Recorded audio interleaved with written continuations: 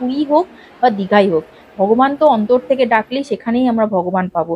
তো দীঘার জগন্নাথ মন্দিরটা কেন আমার তো মনে হয়েছে পুরীর জগন্নাথ ধামও যেমন দীঘার জগন্নাথ মন্দিরও তেমন। ভগবান সব জায়গাতেই বিরাজ করেছেন, শুধু মন থেকে ডাকার অপেক্ষা, মন থেকে অনুভব করার অপেক্ষা।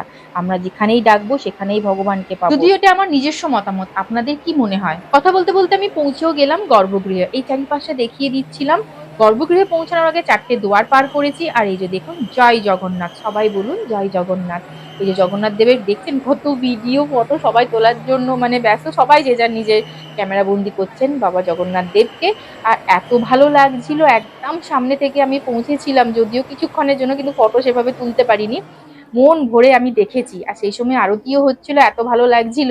আর এই যে লাইটিংটা দেখুন, চারিপাশটা কি সুন্দরভাবে মানে সাজানো গোছানো, লাইটের জন্য আরো ভালো লাগছিল চারিপাশটা মন্দিরগুলো। এখানে একবার ঢুকে গেলে বেরিয়ে আসার একদমই ইচ্ছে করছিল না। আর এই যে আমি আপনাদেরকে ভিড়টা দেখাচ্ছিলাম, দেখুন তখন প্রায় 8টা, সাড়ে 8টার মতো বেজে গেছে, আরো বেশি হবে হয়তো, তখনও ভিড় টিক টিক করছে একবারে। সারা দিন ধরে মন্দিরে ভিড় থাকে। অবশ্য এখন নতুন নতুন হয়েছে, সবাই দেখার জন্য ওখানে পৌঁছে গেছে। আর এই সিঁড়ির ধাপগুলোতে বসে দীর্ঘ সময় সুন্দরভাবে কাটানো যাচ্ছিল। আমরাও বসেছিলাম, বেশ অনেকক্ষণ গল্প করেছি, বেশ সুন্দর লাগছিল। আর আমার ছোট ছেলেটাও চারিপাশে দৌড়ে বেরিয়েছে, খেলে বেরিয়েছে।